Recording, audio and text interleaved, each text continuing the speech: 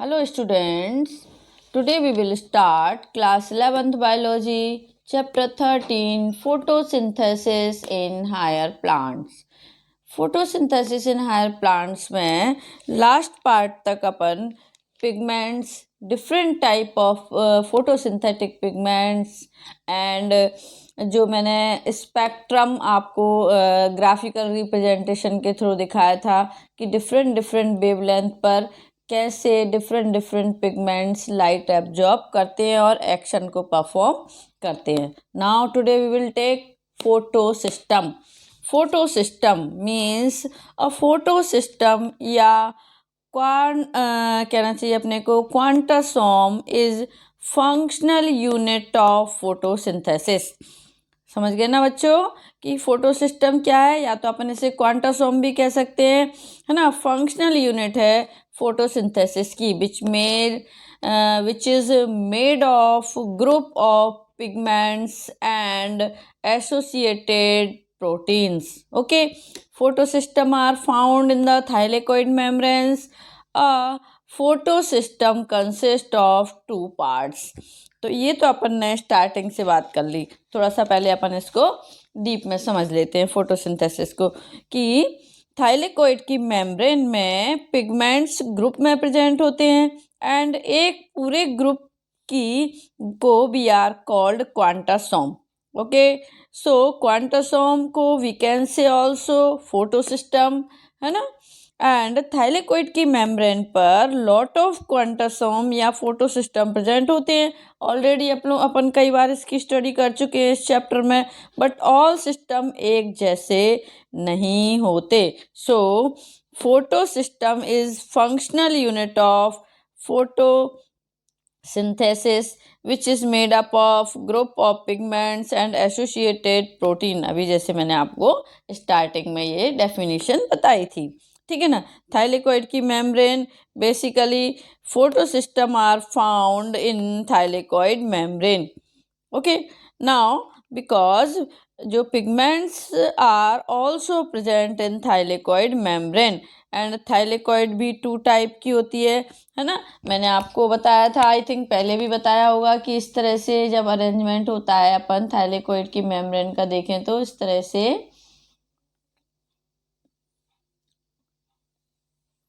ये तो एकदम सिंगल स्टक हो गया इसका, है ना.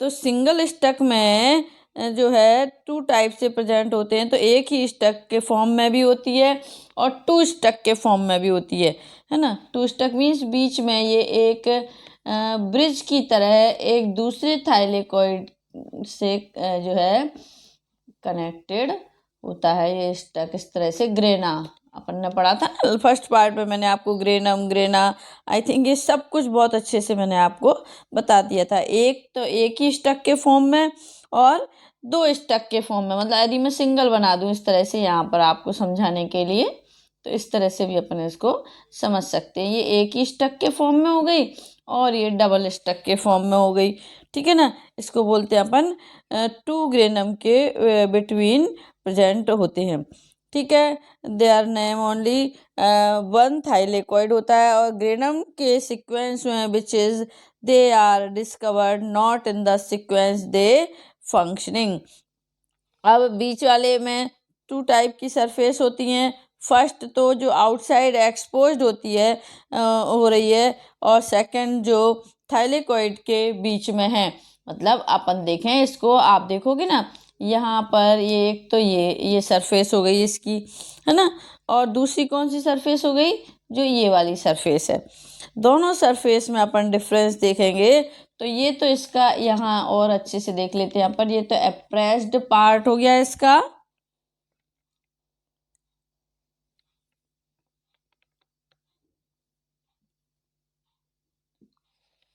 और जो appressed sorry non appressed part है जो एक्सपोज्ड वाली एयर है.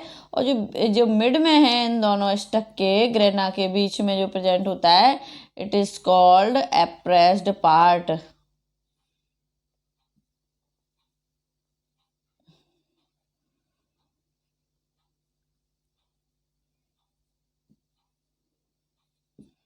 ठीक है, ये 2 टाइप से यहाँ पर प्रेजेंट होता है। ठीक है, अब एक बार और समझा देती हूँ। फर्स्ट जो आउटसाइड एक्सपोज हो रही है, सेकंड जो थाइलेकोइड के बिटवीन में है, इट इज अप्रेस्ड पार्ट। जो एक्सपोज्ड है it is called non apprised part. Okay, दोनों चीजें क्लियर हो गई यहाँ पर आपकी। और ये कहाँ होता है? थाइलेकोइड में ही होता है, it is called stroma thylakoid. ठीक है, ये क्या है? ये स्ट्रोमा थाइलेकोइड ही तो है। इसमें ऑलवेज नॉन अप्रेस्ड पार्ट होता है। वाइट ग्रेना जो है, वाइल ग्रेना थाइलेकोइड में अप्रेस्ड और नॉन अप्रेस्ड पार्ट दोनों ही होते हैं। मतलब अपन ने सिंगल स्टक में देखें तो इसमें ओनली कौन सा होता है? कौन सा होता है इसमें? ओनली अप्रेस्ड पार्ट होता है। और जिसमें वाइल ग्रेना थाइलेकोइड जिसमें होता है उसमें अप्रेस्ड और नॉन अप्रेस्ड दोनों ही पार्ट होते हैं। नॉन अप्रेस्ड पार्ट में ऑलवेज PS1 प्रेजेंट होता है और अप्रेस्ड पार्ट में PS2 प्रेजेंट होता है। मतलब फोटो सिस्टम 1 प्रेजेंट होता है किसमें? नॉन अप्रेस्ड पार्ट में। और अप्रेस्ड पार्ट में फोटो सिस्टम 2 प्रेजेंट होता है। इसका रीजन क्या है बच्चों? तो NCERT में क्लियरली मेंशन है कि PS1 की डिस्कवरी पहले हुई थी, PS2 की बाद में हुई थी। But important thing is that grana part में ही दोनों ही नॉन अप्रेस्ड और अप्रेस्ड पार्ट शो होते हैं। PS1 एंड PS2 दोनों ही प्रेजेंट होते हैं। A photo system consist of 2 parts. कौन कौन से पार्ट होते हैं फोटो सिस्टम में? ये भी अपन यहाँ पर देख लेते हैं। फोटो सिस्टम में फर्स्ट है लाइट हार्वेस्टिंग या हार्वेस्ट भी कह सकते हैं अपन कॉम्प्लेक्स, जिसको शॉर्ट में अपन लिखते हैं LHC, है ना? LHC। सेकंड क्या है? Reaction centre.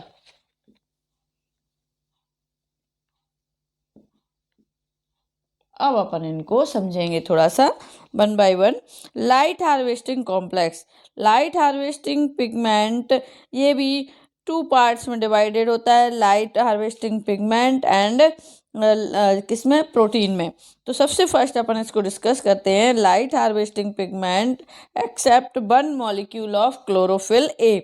मतलब क्लोरोफिल ए का ओनली 1 मॉलिक्यूल छोड़कर, मीन्स रिएक्शन सेंटर में ओनली मेन पिगमेंट से बनेगा जो रिएक्शन सेंटर है। और जो रिएक्शन सेंटर में पार्टिसिपेट करेगा LHC में क्लोरोफिल ए के ओनली 1 मॉलिक्यूल को छोड़कर ऑल पिगमेंट्स पार्टिसिपेट करते हैं। लाइट हार्वेस्ट करते हैं मीन्स लाइट को एब्जॉर्ब करते हैं एंड रिएक्शन सेंटर की को पास कर देते हैं। मतलब जो उन्होंने लाइट एब्जॉर्ब की है उसको रिएक्शन सेंटर को ट्रांसफर कर देते हैं। Light harvesting complex is divided also 2 parts या 2 कैटेगरीज, जो मैंने यहाँ पर अभी आपको बोला था। किस किस में? लाइट हार्वेस्टिंग पिगमेंट और protein. Light harvesting pigment and protein. ठीक है, फर्स्ट एंड सेकंड दोनों को ही डिस्कस करना पड़ेगा अपने को seriously. It has all the pigments means chlorophyll a, b, c, d, carotenoids. इसमें सिर्फ 1 मॉलिक्यूल किसका छोड़ दिया जाता है? 1 मॉलिक्यूल क्लोरोफिल ए का छोड़कर, है ना? इसका मतलब ये बिल्कुल भी नहीं है कि इसमें क्लोरोफिल नहीं होता, है ना? क्लोरोफिल तो होता है, ओनली 1 मॉलिक्यूल को छोड़ दिया जाता है। ठीक है ना? अब मान लिया जाए बच्चों अप्रॉक्स 100 क्लोरोफिल के मॉलिक्यूल्स हैं, है ना? अब उनमें से 99 मॉलिक्यूल तो किस में प्रेजेंट होंगे? अपने LHP में होते हैं। बट जो एक मॉलिक्यूल होता है वो एक मॉलिक्यूल कहाँ पर प्रेजेंट होता है? रिएक्शन सेंटर पर प्रेजेंट होता है ना? तभी तो अपन ने यहाँ कहा है एक मॉलिक्यूल को छोड़कर। ये तो अपन ने अप्रॉक्स मानकर मैंने आपको समझाने के लिए बताया है कि अप्रॉक्स मान लिया जाए। क्लोरोफिल ए के 100 मॉलिक्यूल्स हैं यहाँ पर, इनमें से 99 पार्टिसिपेट करते हैं LHP में, मतलब लाइट हार्वेस्टिंग पिगमेंट्स पर होते हैं। और उनमें से एक मॉलिक्यूल रिएक्शन सेंटर पर प्रेजेंट होता है। All pigments they act as a antenna and help to make photosynthesis by absorbing different wavelength of light and transfer of reaction center. अब आते हैं अपन प्रोटीन पर, ये अपन ने डिस्कस कर लिया। Help in efficient absorption of light by LHP, अपनी एनसीईआरटी में इसकी बहुत ज़्यादा मोर कहना चाहिए इन्फॉर्मेशन नहीं है गिवन, फिर भी मैंने आपको थोड़ा सा इसको एक्सप्लेन कर दिया है। सेकंड चीज़ आती है अपनी रिएक्शन सेंटर। एलएचसी को अपन ने डिफाइन कर दिया है और समझ भी लिया है कि ये भी 2 कैटेगरीज में डिवाइड होता है, एलएचपी में और प्रोटीन में। अब आते हैं अपन रिएक्शन सेंटर पर। Single molecule of chlorophyll A excited to lose electron having high energy. Second point, primary electron acceptor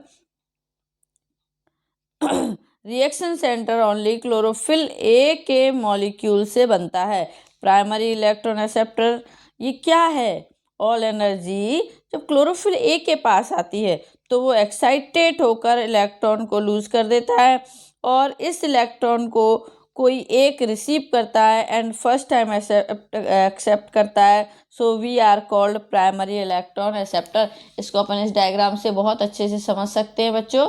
मैं आपको इससे एक्सप्लेन करती हूँ। अभी देखो कि फोटो सिस्टम को जब हम इस डायग्राम से समझेंगे ना, तो जो ये क्लोरोफिल ए अपने को यहाँ पर दिख रहा है, एक पर्टिकुलर मॉलिक्यूल है, लेफ्ट इसके अराउंड में ऑल पिगमेंट्स प्रेजेंट हैं। आप देखो यहाँ पर ओनली एक मॉलिक्यूल है ना। अब जो है जब लाइट इन ऑल पर लाइट गिरती है, ये लाइट गिर रही है यहाँ से इन ऑल पर, अपन देखें तो ये एब्जॉर्ब करके क्लोरोफिल ए को पास कर देते हैं। मतलब ये ऑल पिगमेंट्स लाइट को एब्जॉर्ब करते हैं। जो लाइट यहाँ से गिर रही है समझ लीजिए, इस लाइट को एब्जॉर्ब ये ऑल पिगमेंट्स करते हैं और किसको ट्रांसफर कर देते हैं? रिएक्शन सेंटर पर। और रिएक्शन सेंटर पर ये अपने को क्या प्रेजेंट है? क्लोरोफिल ए, ठीक है ना, इसको पास कर देते हैं। और जैसे ही क्लोरोफिल ए एक्साइटेड होकर एक इलेक्ट्रॉन को रिलीज करेगा तो उसको प्राइमरी एक्सेप्टर रिसीव कर लेता है। प्राइमरी एक्सेप्टर क्या है इसके सामने? ये है इलेक्ट्रॉन एक्सेप्टर प्राइमरी। और PS1 में ये क्या होता है? FRS होता है और फियोफाइटिन में जो है किस में होता है? PS सेकेंड में होता है। क्लियर हो गई ना? फोटो सिस्टम फर्स्ट होता है जिसमें प्राइमरी इलेक्ट्रॉन एक्सेप्टर FRS होता है और फोटो सिस्टम सेकेंड पर primary electron acceptor always pheophytin होता है ना। दोनों में ही एक एक इलेक्ट्रॉन होते हैं, ये दोनों में ही एक एक क्लोरोफिल का मॉलिक्यूल होता है, बट ये कौन सी वेवलेंथ को रिसीव करते हैं ये अपने को यहाँ पर समझना पड़ेगा।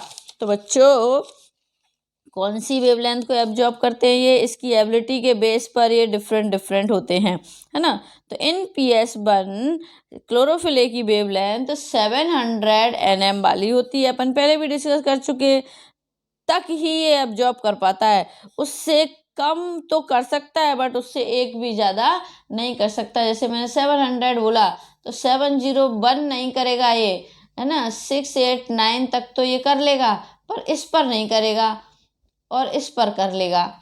ये चीज़ अपने को थोड़ी सी इम्पोर्टेंट थिंग है और अपने को ध्यान में रखना है ना। वाइल PS सेकेंड पर देखें अपन तो 680 नैनोमीटर वाली वेवलेंथ होती है सेकेंड पर, बट ये इससे ज़्यादा पर ये भी इसको एब्जॉर्ब नहीं करेगी वेवलेंथ को गिरती है तो, है ना।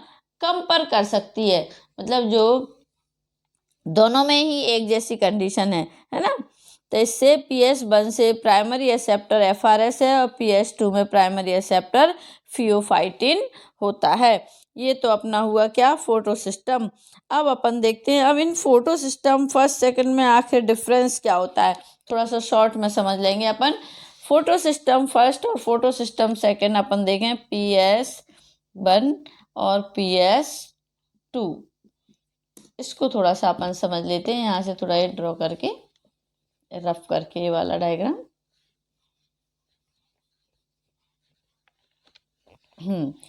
PS1 में सबसे फर्स्ट पॉइंट आता है अपना present on both granal and stroma thylakoid, मतलब ऑन नॉन अप्रेस्ड पार्ट पर ये प्रेजेंट होता है।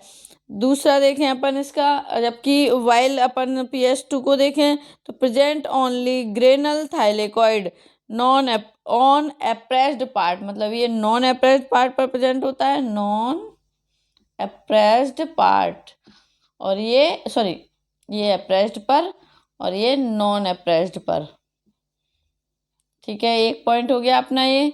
Second point is action centre is 700 P700 होता है इसका, अपने को मालूम है क्लोरोफिल ए। और इसमें कैसा होता है, रिएक्शन सेंटर इन P680 पर होता है। ठीक है, chlorophyll A. Primary electron acceptor इसमें FRS होता है, अपने को मालूम है ऑलरेडी, और इसमें फियोफाइटिन होता है। नेक्स्ट पॉइंट आता है involve both cyclic and non cyclic, मतलब इसमें PS1 में ये साइक्लिक और नॉन साइक्लिक दोनों टाइप के जो है क्या प्रेजेंट होते हैं, रिएक्शन सेंटर प्रेजेंट होते हैं। और इसमें साइक्लिक एंड नॉन साइक्लिक दोनों टाइप से होता है। और इसमें ओनली PS2 में कैसा होता है, ओनली नॉन साइक्लिक होता है। ठीक है, अब आता है अपना नॉन साइक्लिक हो गया ये। Next point is water splitting complex not associated, PS1 है ना। इन PS1 water splitting complex not associated, while photo systems 2 पर देखें तो water splitting complex associated with it. Okay, next point is that comparatively low amount of carotenoid, मतलब जो photo system first होता है उस पर कंपैरिजन करें दोनों सिस्टम का, तो इस पर जो कैरोटिनॉइड होता है वो लो अमाउंट में प्रेजेंट होता है, वाइल फोटो सिस्टम सेकेंड पर higher amount of carotenoid present होता है। It is discovered first and it is discovered second. तो बच्चों ये अपना हुआ फोटो सिस्टम जो है, both type of photo system अपने यहाँ पर जो प्रेजेंट हैं। Next topic we will take light reaction, है ना।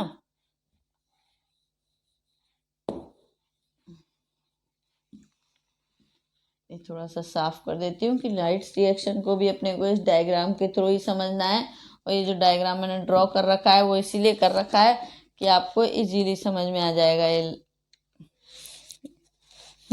Light reaction, it is light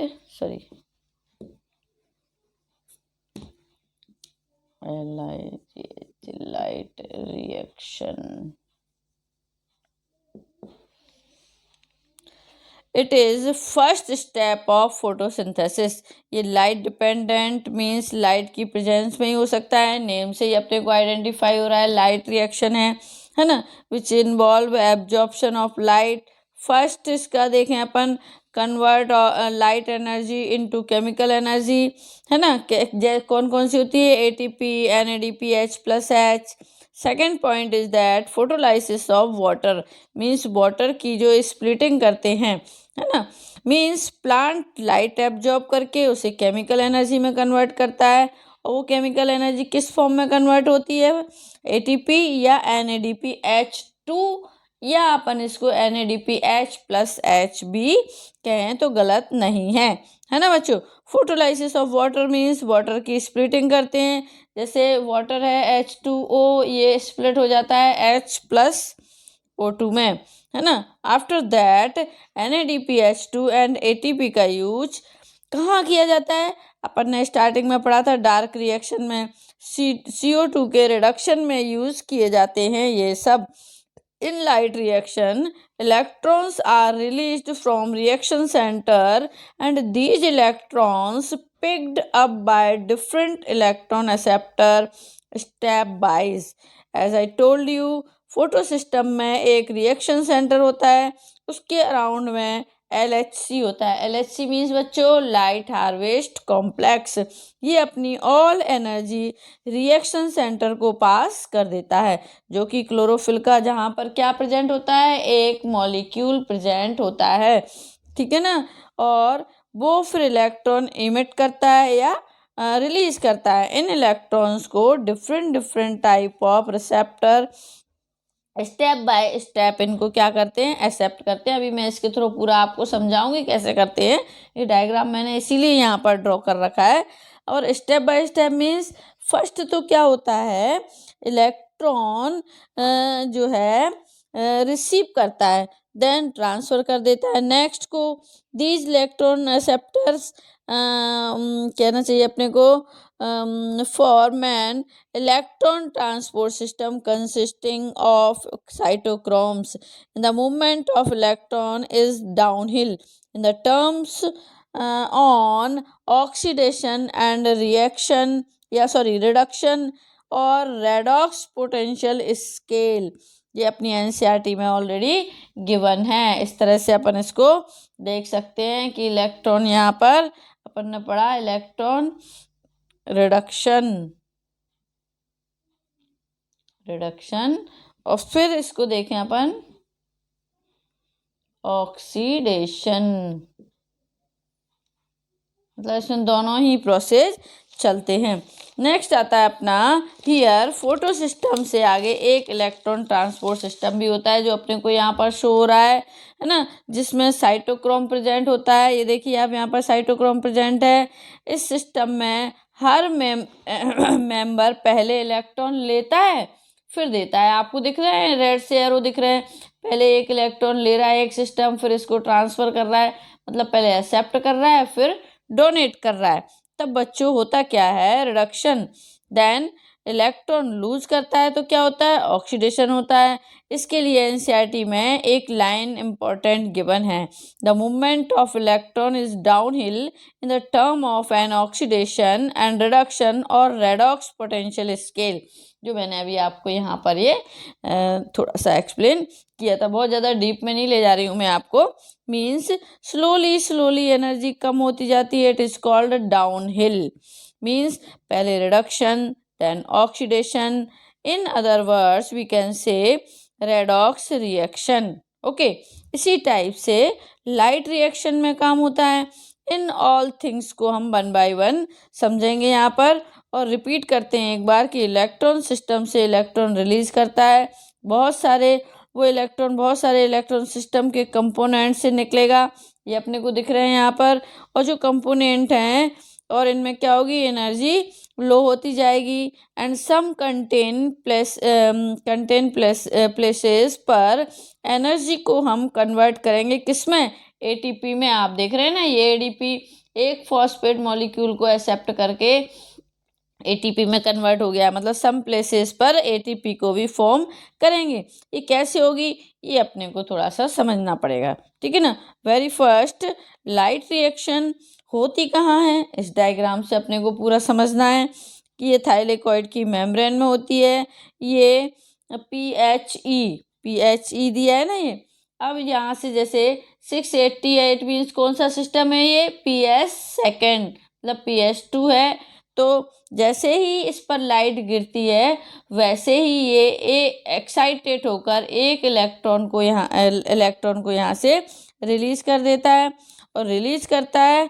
फिर तो पीएस सिस्टम 2 पर तो अपन ने देखा कि फर्स्ट इलेक्ट्रॉन एक्सेप्टर पीएचई होता है और P700 लिखा है, इट मीन्स ये क्या हुआ PS1 हो गया ना ये, और ये कौन सा हो गया PS2। अब ये चीज़ें मुझे I think bar bar repeat करने की यहाँ पर नीड नहीं है, ठीक है ना। अब इनके बिटवीन इलेक्ट्रॉन ट्रांसपोर्ट सिस्टम के ये कंपोनेंट्स प्रेजेंट हैं डिफरेंट टाइप, और लाइट PS1 एंड PS2 दोनों पर एक साथ गिरती है, तब इनका रिएक्शन सेंटर इलेक्ट्रॉन रिलीज करता है या एमिट करता है।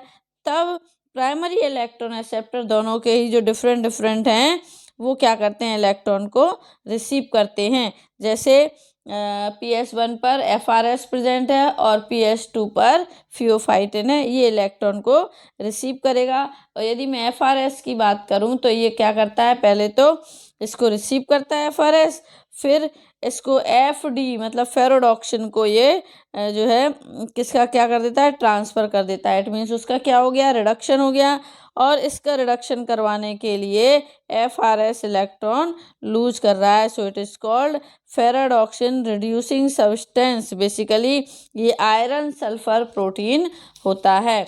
ये चीज़ें बहुत आपको मतलब इम्पोर्टेंट है ये चैप्टर और थोड़ा सा लेंदी भी है, इसीलिए बार बार आपको इनको सुनने की नीड है। तो बच्चों ये चीज़ समझ में तभी आएगी आपको जब आप इस वीडियो को बार बार देखेंगे, पॉज करके फिर उसको लिखेंगे, इस डायग्राम को समझेंगे, फिर अगेन उसको देखेंगे, तब ये चीज़ें आपको बार बार समझ में आएंगी। एक बार में ये चीज़ समझ में नहीं आएगी क्योंकि हम इन चीज़ों से फैमिलियर नहीं है, अभी 11th में है और फर्स्ट टाइम इन चीज़ों को, ये जो वर्ड्स हैं फियोफाइटिन, प्लास्टोक्विनोन, साइटोक्रोम, प्लास्टोसाइनिन, ये सब अपने लिए न्यू वर्ड्स हैं और इनको समझने के लिए आपको बार बार रिपीट करके ये देखना पड़ेगा और साथ साथ नोट्स भी बनाने पड़ेंगे, तभी आप इस चैप्टर को इजीली समझ पाएंगे, है ना।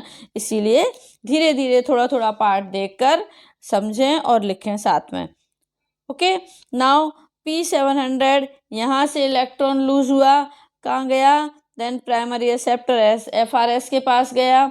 FRS के पास गया तो उसने कहाँ ट्रांसफ़र कर दिया, फेरोडॉक्सिन को ट्रांसफ़र कर दिया, ये आपको दिख रहा है ना। ये 2 इलेक्ट्रॉन क्या करता है, ये अपने 2 इलेक्ट्रॉन इस NADPH2 को दे देता है और जब ये NADPH2 को दे देता है तो NADP को दे देता है तो क्या बन जाता है, वो NADPH प्लस H में कन्वर्ट हो जाता है। इसका मतलब प्लस लिखने का मतलब है इससे पहले 1 इलेक्ट्रॉन की डेफिशिएंसी यहाँ पर थी, ये स्ट्रोमा में 2H प्लस लेता है। नाउ H प्लस के पास भी पहले से 1 इलेक्ट्रॉन की कमी है और इलेक्ट्रॉन भी 2 आ रहे हैं तो टोटल 3 इलेक्ट्रॉन की कमी हो गई। तो क्या करेंगे बच्चों, NADP मीन्स 1 इलेक्ट्रॉन ने NADP जो है प्लस को NADP में कन्वर्ट कर दिया और 2H प्लस आ रहे हैं तो 1 इलेक्ट्रॉन लेकर ये क्या बन जाएगा, NADPH बन जाएगा और दूसरा ले लेगा इलेक्ट्रॉन तो NADPH प्लस H के फॉर्म में ही रहेगा। ये तो कन्वर्ट किस में हो जाएगा, NADPH प्लस H में कन्वर्ट हो जाएगा।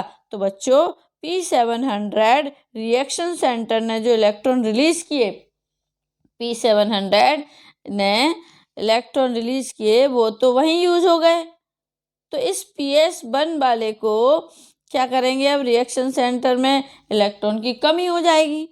अब वापस तो इसके पास नहीं आ रहा ना, अभी इलेक्ट्रॉन कमी हो जाएगी ना। यहाँ इसने इलेक्ट्रॉन निकाला, FD को दे दिया, FD ने NADP को दे दिया, इसने NADPH प्लस H में कन्वर्ट हो गया, पर अब इसके पास तो बार बार लाइट गिर रही है, बार बार इलेक्ट्रॉन एक्साइटेड होकर इलेक्ट्रॉन रिलीज कर रहा है, पर वापस तो कहीं से नहीं आ रहा ना। तो क्या होगा, या डेफिशिएंसी हो जाएगी इलेक्ट्रॉन की। तो फिर क्या करेंगे, कमी हो गई, लाइट भी गिरती रहेगी, इलेक्ट्रॉन भी ट्रांसफ़र होते रहेंगे, यूटिलाइज भी होते रहेंगे, इलेक्ट्रॉन की डेफिशिएंसी हो जाएगी। तो ऐसा नहीं होने देंगे हम, इसके लिए कुछ ना कुछ तो यहाँ सॉल्यूशन हमें ढूंढना ही पड़ेगा। तो क्या करेंगे इस डेफिशिएंसी को पूरा करने के लिए, तो PS सेकंड में ये इलेक्ट्रॉन एमिट करता है। जैसे ही ये दिख रहा है ना, ये PS सेकंड 680 आ गया, इसका प्राइमरी एक्सेप्टर फियोफाइटिन होता है, ठीक है। वो क्या करता है, प्लास्टोक्विनोन को ट्रांसफ़र कर देता है। ये प्लास्टोक्विनोन है ना, PQ लिखा है ना, इट मीन्स प्लास्टोक्विनोन, ठीक है। फिर ये साइटोक्रोम B6 को ट्रांसफ़र कर देता है और साइटोक्रोम B6 क्या करता है, प्लास्टोक्विनोन को साइनिन को ट्रांसफ़र कर देता है और प्लास्टोसाइनिन अपना इलेक्ट्रॉन PS1 पर जो रिएक्शन सेंटर है ये अपना P700 को दे देता है, जिससे इसकी डेफिशिएंसी पूरी हो जाती है, इस इलेक्ट्रॉन की कमी यहाँ पर पूरी हो जाती है, ठीक है। ये बिटवीन में जो इलेक्ट्रॉन ट्रांसपोर्ट सिस्टम चल रहा है, ये question is that PS1 second पर भी तो इलेक्ट्रॉन की डेफिशिएंसी होती है, इसको कौन पूरा करेगा, इसने तो अपने दे दिए PS1 को, पर और PS1 से तो कुछ इनके पास आ जा नहीं रहा अभी, जब तक आप नीचे का नहीं देखेंगे, है ना।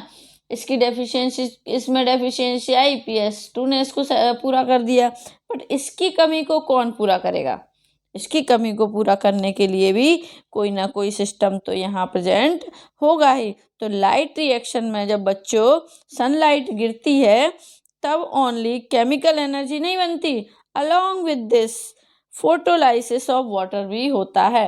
जैसे मैंने कहा ना, ये एटीपी बनी थी तो ये केमिकल एनर्जी बनी। अब यहाँ पर वाटर स्प्लिटिंग भी हो रहा है, वाटर स्प्लिट हो रहा है, वाटर का मॉलिक्यूल, तो दोनों चीज़ें हो रही हैं यहाँ पर, एक ही चीज़ नहीं हो रही है। तो फिर क्या होगा, इससे H2 मतलब 2 हाइड्रोजन में ये कन्वर्ट हो जाएगा। इधर से ही देख लें अपन, H2O है तो यहाँ H2O2 है अपने पास, तो ये 2H और O2 इस तरह से ये कन्वर्ट हो जाएंगे। अब ये कन्वर्ट हो गया, ठीक है, 2 हाइड्रोजन में कन्वर्ट हो गया, 2H प्लस में कन्वर्ट करेंगे, 2 इलेक्ट्रॉन रिलीज करेंगे और हाफ ऑक्सीजन रिलीज होगी। हाफ मतलब O2 अकेले रिलीज करेंगे, मीन्स जो फोटोसिंथेसिस में O2 रिलीज होती है वो यहीं से होती है, ठीक है ना।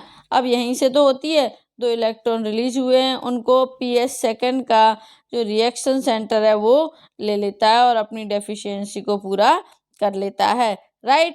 अब जो 2H प्लस है ये ल्यूमेन में ही रह जाता है। लाइट रिएक्शन कंप्लीट यदि अपन देखें तो वैसे तो यहाँ हो गया, लेकिन वन थिंग इज इम्पॉर्टेंट बच्चों, साइटोक्रोम B6 से जब इलेक्ट्रॉन ट्रांसफर करता है तो कहाँ करता है, आगे के पार्ट में अपन देखें तो ऑल ओवर देखें तो NADPH प्लस H बनता है जो केमिकल एनर्जी है, ATP भी बनता है, फोटोलाइसिस ऑफ वाटर भी होता है जिससे हाफ O2 इवॉल्व होती है। और ये प्रोसेस 2 टाइप से होता है, एक तो अपन ने अभी देखा और दूसरा अपन यहाँ पर अभी इसको भी देखते हैं। दूसरा क्या है यहाँ पर, दूसरा कभी कभी क्या होता है, लाइट ऐसे गिरती है, मीन्स बच्चों जैसे ही P680 है इसकी एब्जॉर्प्शन पीक 680 nm पर होगी। अपने को मालूम है, अपन पढ़ कर आए अभी, एब्जॉर्प्शन स्पेक्ट्रम वगैरह देखे थे। इफ 680 नैनोमीटर से ज़्यादा की वेवलेंथ की लाइट गिर रही है तो ओनली PS1 ही वहाँ काम करेगा, ये तो वहाँ पर काम करेगा ही नहीं। मैंने अभी इससे पहले थोड़ी देर पहले ही आपको बताया था, यहाँ पर लिखा भी होगा शायद कहीं पर, ठीक है ना। तो ऐसे केस में क्या होगा, इलेक्ट्रॉन रिलीज करता है ये और फेरोडॉक्सन के पास आ जाता है। अब यही रिलीज कर रहा है, ये तो काम ही नहीं कर रहा है, सिस्टम तो खराब हो गया क्योंकि 680 से ज़्यादा की वेवलेंथ आ रही है इस पर। 680 से ज़्यादा की होगी और 700 के से कम होगी तो कौन काम करेगा, PS1 ही काम करेगा। और PS1 पर जब लाइट गिरेगी तो ये इलेक्ट्रॉन को रिलीज करके FRS से ये फेरोडॉक्सिन पर ले आएगा। और फेरोडॉक्सिन जो पहले अपने 2 इलेक्ट्रॉन NADP को दे रहा था, है ना, तो क्या करेगा, इसकी डेफिशिएंसी तो क्या करेगा, ये इन इलेक्ट्रॉन को ये यूटिलाइज करता है और PS1 की डेफिशिएंसी को पूरा कौन करेगा, बिकॉज PS सेकंड तो काम ही नहीं कर रहा। तो ऐसे केस में तो ये इलेक्ट्रॉन की डेफिशिएंसी हो जाएगी ज़्यादा और सिस्टम ये पूरा खराब भी हो सकता है। तो इसका एक और तरीका है यहाँ पर, PS1 का रिएक्शन सेंटर जैसे ही 2 इलेक्ट्रॉन को रिलीज करता है देन FRS फिर FD, प्रोसेस वही हो रहा है, FD पर जाता है, देन FD से ये NADPH पर ना जाकर FD से ये कहाँ चला जाता है, आप देखेंगे प्लास्टोक्विनोन पर चला जाता है सीधा, क्योंकि ये सिस्टम तो काम नहीं कर रहा तो यहाँ से तो ये चेन बनेगी नहीं। तो ये FD इसको ना देकर क्या करेगा, यहाँ से सीधे इसको ट्रांसफ़र कर देगा प्लास्टोक्विनोन पर, और प्लास्टोक्विनोन पर ट्रांसफ़र कर देता है तो क्या होता है, प्लास्टोक्विनोन पर जाकर ये फिर वही वापस से सिस्टम, इलेक्ट्रॉन ट्रांसपोर्ट सिस्टम चलने लगेगा, साइटोक्रोम B6 पर आ जाएगा, फिर प्लास्टोसाइनिन पर आ जाएगा और फिर वापस ये P71 पर आ जाता है। तो मतलब बच्चों वही का वही सेंटर आप देखोगे, यहाँ फिर यहाँ से यहाँ आ गया, फिर यहाँ से यहाँ आ गया, फिर यहाँ से वापस PS1 पर आ जाता है। इस तरह से इनकी डेफिशिएंसी को ये पूरा कर देते हैं। तो ये ऑल ट्रांसपोर्ट सिस्टम 2 टाइप से होता है, अपन ने बात ही कर ली। सेकंड में थर्ड में तो क्या बनेंगे, ATP तो बनेंगे बट NADPH नहीं बनेगा। क्यों, क्योंकि यहाँ से सीधा यहाँ चला जा रहा है सेकंड में थर्ड में, तो यहाँ तो जा ही नहीं रहा इनका कोई इलेक्ट्रॉन, और यहाँ जाएगा तो बीच में ATP बनेगी ही बनेगी। बट फर्स्ट मैटर में और क्या होगा, बट और फोटोलाइसिस भी नहीं होगा। कंक्लूजन ये होता है बच्चों कि PS1 और या अपन ऐसे कह सकते हैं फर्स्ट एंड सेकंड मेथड दोनों में एटीपी तो बनेगी बनेगी, चाहे फर्स्ट मेथड से करो आप चाहे सेकंड मेथड से करो, एटीपी तो बन रही है दोनों में। And this process is called photophosphorylation. और जो एटीपी बनने का ये जो प्रोसेस है इट इज कॉल्ड फॉस्फोराइलेशन, सीधा कह सकते हैं हम, फोटो नहीं फॉस्फोराइलेशन, जिसमें क्या होता है एडिनोसिन डाइफॉस्फेट जो है वो क्या करता है, एक इनऑर्गेनिक फॉस्फेट कनेक्ट होता है और किस में कन्वर्ट होता है, एज अ रिजल्ट एटीपी बनाता है, जो अपने को यहाँ पर दिख रही है। ठीक है, अब ये प्रोसेस लिविंग ऑर्गेनिज्म में तो 2 टाइप से होता है। ठीक है, फॉस्फोराइलेशन कितने टाइप से होता है, 2 टाइप से होता है, ऑक्सीडेटिव फॉस्फोराइलेशन और फोटोफॉस्फोराइलेशन, किसमें, लिविंग ऑर्गेनिजम्स में। तो ऑक्सीडेटिव क्या होता है, फॉस्फोराइलेशन, जिसमें एनर्जी फूड के ऑक्सीडेशन से आती है। फॉर एग्जांपल ऐसा किसमें होता है, माइटोकॉन्ड्रिया में। ये चीज ध्यान रखना है आपको बहुत अच्छे से। देखिए ये वाला अपन थोड़ा साफ कर देते हैं, यहाँ देखते हैं फॉस्फोराइलेशन 2 टाइप से होता है लिविंग ऑर्गेनिज्म में, कौन कौन सा, ऑक्सीडेटिव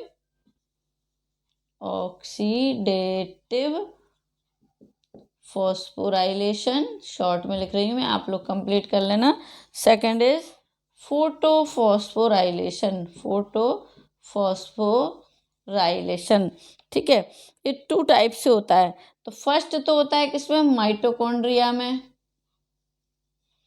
और सेकंड फोटोफॉस्फोराइलेशन का होता है क्लोरोप्लास्ट में। नेम से पता चल रहा है अपने को, ये सब चीज़ें अब समझ में आने लगी होंगी आप लोगों को आई थिंक।